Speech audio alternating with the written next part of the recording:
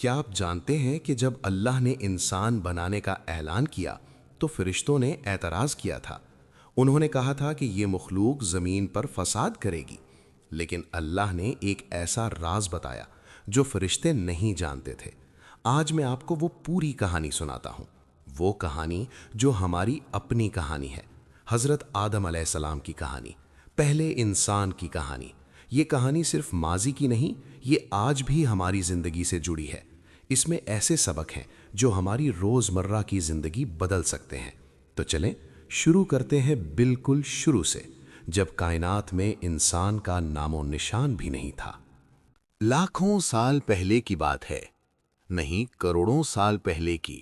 دراصل وقت کا کوئی حساب نہیں تھا۔ کائنات موجود تھی، آسمان تھے، ستارے تھے، چاند سورج تھے، زمین بھی موجود تھی، لیکن یہ زمین خالی تھی۔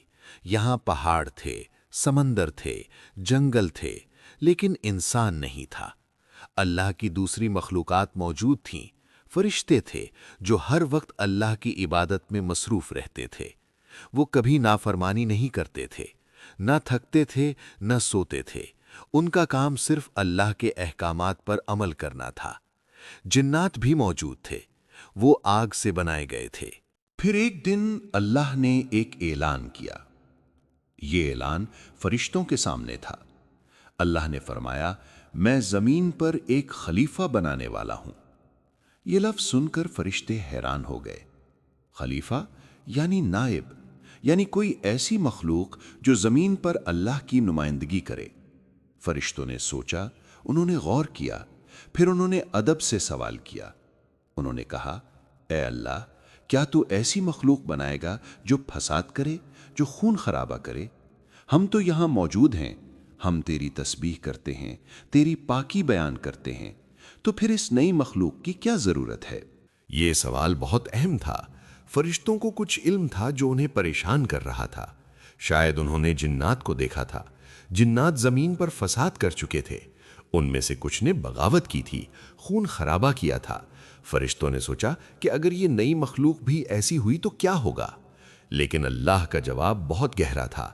اللہ نے فرمایا، میں جانتا ہوں جو تم نہیں جانتے۔ یہ ایک مختصر جملہ تھا، لیکن اس میں بہت گہرائی تھی۔ اللہ کا علم لامحدود ہے۔ اللہ جانتا تھا کہ انسان کیا کرے گا، انسان میں کیا خوبیاں ہوں گی، اور اللہ یہ بھی جانتا تھا کہ انسان میں کیا کمزوریاں ہوں گی۔ فرشتے خاموش ہو گئے۔ انہوں نے اللہ کے فیصلے کو قبول کیا۔ اب اللہ نے انسان بنانے کا کام شروع کیا، لیکن انسان کو کس چیز سے بنایا جائے؟ اللہ نے مٹی کا انتخاب کیا۔ یہ بات بہت اہم ہے۔ فرشتے نور سے بنے تھے، جنات آگ سے بنے تھے، اور انسان کو مٹی سے بنایا گیا۔ مٹی وہ چیز ہے جو زمین پر سب سے عام ہے۔ مٹی عاجز ہے، مٹی نرم ہے، مٹی میں تکبر نہیں ہوتا، اور یہی خوبی اللہ انسان میں دیکھنا چاہتا تھا، عاجزی، انکساری۔ اب سوال یہ تھا کہ مٹی کہاں سے لی جائے؟ اللہ نے فرشتوں کو حکم دیا کہ زمین کی مختلف جگہوں سے مٹی لاؤ۔ کچھ روایات میں آتا ہے کہ فرشتے زمین پر آئے، انہوں نے مختلف جگہوں سے مٹی جمع کی۔ کچھ سرخ مٹی تھی، کچھ سفید تھی، کچھ کالی تھی، کچھ پیلی تھی۔ یہی وجہ ہے کہ آج انسانوں کے رنگ مختلف ہیں، کوئی گورا ہے، کوئی کالا، کوئی گندمی۔ سب کی اصل ایک ہے، سب مٹی سے بنے ہیں، بس مٹی کا رنگ مختلف تھا۔ یہ اللہ کی حکمت تھی۔ مٹی جمع ہو گئی۔ اب اللہ نے اس مٹی کو پانی کے ساتھ ملایا۔ مٹی اور پانی مل کر گارا بن گئے۔ پھر اس گارے کو گوندھا گیا۔ اللہ نے اپنے ہاتھوں سے انسان کی شکل بنائی۔ یہ بات قرآن میں مووڈ ہے۔ اللہ نے فرمایا کہ میں نے اپنے ہاتھوں سے انسان بنایا۔ یہ انسان کی عزت ہے۔ اللہ نے خود اپنے ہاتھوں سے انسان کو تخلیق کیا۔ ایک مکمل انسانی شکل بنائی گئی۔ سر تھا، بال تھے، آنکھیں تھیں، ناک تھی، منہ تھا، کان تھے، گردن تھی، سینہ تھا، پیٹ تھا، ہاتھ تھے، انگلیاں تھیں، پاؤں تھے، انگلیاں تھیں۔ لیکن یہ ابھی صرف مٹی کا پتلا تھا، اس میں زندگی نہیں تھی، یہ بے جان تھا۔ اللہ نے اسے ایسے ہی رہنے دیا۔ کچھ وقت گزرا، کتنا وقت ہمیں نہیں معلوم، شاید دن، شاید مہینے، شاید سال۔ وقت کا کوئی حساب نہیں تھا، یہ مٹی کا پتلا وہیں پڑا رہا۔ آہستہ آہستہ مٹی سوکھنے لگی۔ پہلے وہ گیلی تھی، پھر نم تھی، پھر خشک ہو گئی۔ جب مٹی مکمل طور پر خشک ہوئی تو وہ سخت ہو گئی۔ اب اگر اسے کہیں سے تھپ تھپایا جائے تو آواز آتی تھی۔ قرآن میں اسے سلسال کہا گیا ہے۔ یہ مٹی کا پتلا ایک خاص جگہ پر تھا۔ فرشتے اسے دیکھتے تھے، وہ حیران ہوتے تھے، وہ سوچتے تھے کہ اللہ اس سے کیا بنانا چاہتا ہے۔ وہ آتے اور اسے غور سے دیکھتے، یہ کیسی عجیب مخلوق ہے، ہم تو نور سے بنے ہیں، یہ مٹی سے بنا ہے۔ ابلیس بھی وہاں موجود تھا۔ ابلیس کون تھا؟ ابلیس جنات میں سے تھا، لیکن وہ بہت خاص تھا۔ اس نے بہت زیادہ عبادت کی تھی، اتنی عبادت کہ اسے فرشتوں کے درمیان جگہ مل گئی تھی۔ وہ فرشتوں کے ساتھ رہتا تھا، فرشتوں کے ساتھ اللہ کی عبادت کرتا تھا۔ ابلیس کا اصل نام عزازیل تھا۔ وہ بہت عالم تھا، بہت عابد تھا۔ فرشتے اس کی عزت کرتے تھے، لیکن اس کے دل میں ایک بیماری تھی جو ابھی ظاہر نہیں ہوئی تھی۔ وہ بیماری تکبر کی تھی۔ جب ابلیس نے اس مٹی کے پتلے کو دیکھا تو اس نے اسے غور سے دیکھا۔ اس نے اس کے گرد چکر لگائے، اس نے اسے چھوا، اس نے اس میں جھانکنے کی کوشش کی، اس کے اندر دیکھا۔ پھر اس نے سوچا، یہ تو بس مٹی کا بنا ہے، خالی ہے اندر سے، کمزور ہے، میں آگ سے بنا ہوں۔ یہ خیال ابلیس کے دل میں بیٹھ گیا، لیکن اس نے کسی کو نہیں بتایا۔ وہ بس اپنے دل میں یہ سوچتا رہا۔ اسے لگا کہ وہ اس نئی مخلوق سے بہتر ہے۔ اس کا تکبر بڑھتا گیا، لیکن ابھی اس کا امتحان نہیں آیا تھا۔ امتحان آنے والا تھا، اور وہ اس امتحان میں ناکام ہونے والا تھا۔ ادھر فرشتے بھی حیران تھے۔ وہ سوچ رہے تھے کہ اللہ کی کیا حکمت ہے، یہ مخلوق ہم سے کیسے بہتر ہوگی۔ لیکن فرشتوں کے دل میں تکبر نہیں تھا، ان کے دل میں صرف تجسس تھا۔ وہ سمجھنا چاہتے تھے۔ پھر وہ وقت آیا جب اللہ نے اس مٹی کے پتلے میں روح پھونکنے کا فیصلہ کیا۔ یہ ایک بہت اہم لمحہ تھا، کائنات کی تاریخ کا ایک اہم موڑ۔ اللہ نے اپنی روح اس جسم میں پھونکی۔ روح اوپر سے داخل ہوئی، سر سے، پھر آہستہ آہستہ نیچے کی طرف۔ جیسے جیسے روح جسم میں داخل ہوتی گئی وہ حصہ زندہ ہوتا گیا۔ سب سے پہلے سر میں روح آئی، آنکھیں کھلی، پہلی بار دیکھا، نظر آیا۔ کان میں روح آئی، سننا شروع ہوا۔ ناک میں آئی، سونگھنا شروع ہوا۔ منہ میں آئی، ذائقہ محسوس ہوا۔ پھر روح گردن میں آئی، سینے میں آئی، دل دھڑکنے لگا۔ پھیپھڑوں میں آئی، سانس چلنے لگی۔ پہلی سانس، اندر باہر، زندگی کی پہلی نشانی۔ پھر پیٹ میں روح آئی، جنت کے پھل نظر آئے جو سامنے تھے۔ حضرت آدم نے اٹھنے کی کوشش کی، لیکن ابھی روح پیروں تک نہیں پہنچی تھی۔ وہ جلدی میں تھے۔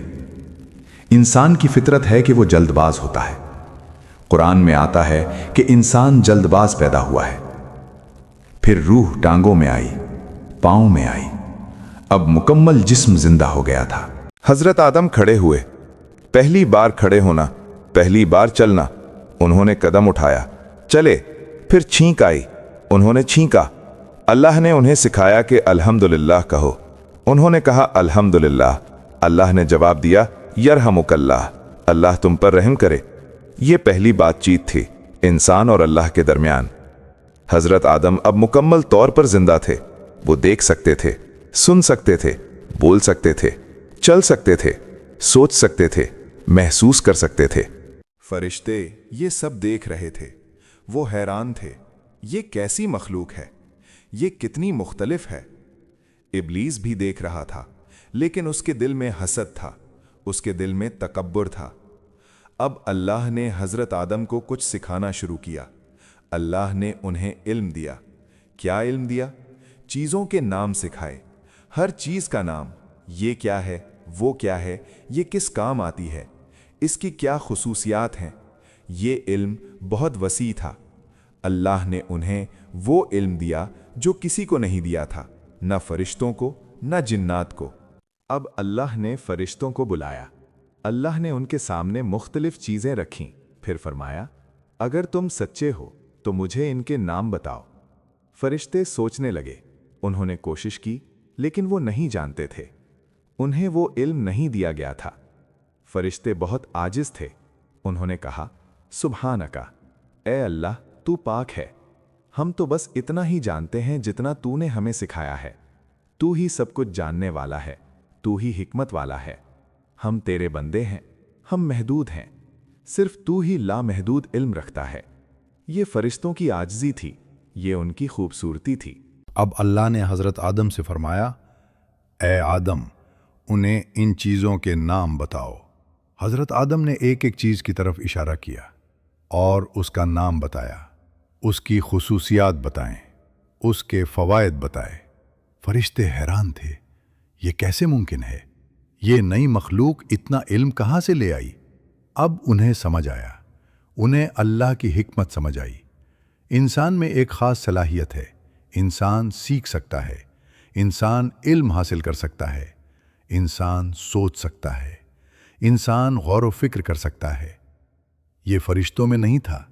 फरिश्ते जो हुक्म मिले वो करें, लेकिन इंसान सोचता है, समझता है, फिर फैसला करता है। अल्लाह ने फरिश्तों से कहा, क्या मैंने तुमसे नहीं कहा था? मैं जानता हूँ जो तुम नहीं जानते। मैं आसमानों और ज़मीन की छुपी बातें जानता हूँ। मैं जानता हूँ जो तुम जाहिर करते हो, और मैं वो भी जानता हूँ जो तुम छुपाते हो। ये आखिरी जुमला बहुत अहम था। अल्लाह जानता था कि इब्लीस के दिल में क्या है। अल्लाह जानता था कि इसके दिल में तकब्बुर है, लेकिन अभी अल्लाह ने जाहिर नहीं किया, अभी वक्त नहीं आया था। फरिश्ते समझ गए, उन्हें एहसास हुआ कि इंसान वाकई ख़ास है। अल्लाह ने उसे एक मकसद के लिए बनाया है। अब अगला इम्तिहान आने वाला था। अल्लाह ने हुक्म दिया। अल्लाह ने फरिश्तों से कहा कि आदम को सजदा करो। ये हुक्म तमाम फरिश्तों के लिए था और इब्लीस के लिए भी। ये सजदा कैसा था? ये इबादत का सजदा नहीं था। इबादत का सजदा सिर्फ अल्लाह के लिए है। ये ताज़ीम का सजदा था, एहतराम का सजदा था। अल्लाह के हुक्म पर आदम को सजदा करना था। ये दरअसल अल्लाह की इताअत थी, अल्लाह के हुक्म की तामील थी। तमाम फरिश्तों ने फौरी तौर पर सजदा किया। उन्होंने एक लम्हे की भी देर नहीं की। हुक्म मिला और वो झुक गए। ये उनकी फितरत थी।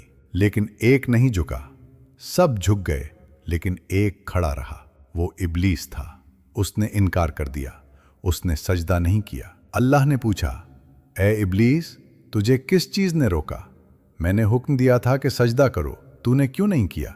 इब्लीस ने जवाब दिया, और ये जवाब बहुत ख़तरनाक था। उसने कहा, मैं इससे बेहतर हूँ। तूने मुझे आग से बनाया और इसे मिट्टी से बनाया। आग मिट्टी से बेहतर है, तो मैं इससे बेहतर हूँ। मैं इसे सजदा क्यों करूँ? ये तकब्बुर का जवाब था, ये गुरूर का जवाब था। अल्लाह का हुक्म और फौरी इताअत, ये इम्तिहान सबके लिए था। इब्लीस ने बहुत बड़ी गलती कर दी थी। उसने अल्लाह के हुक्म को रद्द कर दिया। उसने अपनी राय को अल्लाह के हुक्म से ऊपर रखा। उसने सोचा कि मैं बेहतर समझता हूँ। उसने अपने आप को अल्लाह से ज़्यादा अक्लमंद समझा। ये सबसे बड़ा गुनाह था, तकब्बुर। अल्लाह तकब्बुर को पसंद नहीं करता। अल्लाह ने फौरी तौर पर फैसला सुनाया। अल्लाह ने कहा, तू यहाँ से निकल जा, तुझे यहाँ रहने का कोई हक नहीं। तू जलील है, तू मरदूद है, यहाँ से निकल जा। इब्लीस को जन्नत से निकाल दिया गया, उसका मकाम ख़त्म कर दिया गया। इब्लीस बहुत गुस्से में था, लेकिन उसे अपनी गलती का एहसास नहीं हुआ। उसने तौबा नहीं की, उसने माफ़ी नहीं मांगी, बल्कि उसने मज़ीद सरकशी की। उसने अल्लाह से कहा, मुझे मोहलत दे, मुझे क़यामत के दिन तक जिंदा रहने दे। अल्लाह ने कहा, अच्छा, तुझे मोहलत दी जाती है। इब्लीस ने सोचा कि अब मैं इंतकाम लूँगा। उसने कहा, चूंकि तूने मुझे गुमराह किया है, तो अब मैं भी इंसानों को गुमराह करूँगा। मैं उनके रास्ते में बैठूँगा, मैं उनके आगे से आऊँगा, उनके पीछे से आऊँगा, उनके दाएं से आऊँगा, उनके बाएं से आऊँगा। ये ऐलान जंग था। इब्लीस ने इंसान के खिलाफ जंग का ऐलान कर दिया। अल्लाह ने फरमाया, जा यहां से जलील और मरदूद होकर। जो तेरी पैरवी करेगा, मैं जहन्नम को तुम सब से भर दूंगा, लेकिन जो मेरी पैरवी करेगा, जो मेरी इताअत करेगा, जो मुझ पर ईमान रखेगा, उसे तू गुमराह नहीं कर सकेगा। یہ ابلیس کی کہانی تھی، یہ شیطان کی پیدائش تھی۔ تو یہ تھی کہانی کا پہلا حصہ، ابلیس کے تکبر اور اس کی سزا کی کہانی۔ لیکن یہ ابھی شروعات ہے، اصل کہانی تو اب شروع ہوگی۔ حصہ 2 میں دیکھیں، ابلیس کی سازش، آدم اور حوا کی آزمائش اور انسان کا زمین پر سفر۔ پلیز سبسکرائب، لائک اور کامنٹ کریں، اگلا حصہ جلد آ رہا ہے۔ اللہ حافظ۔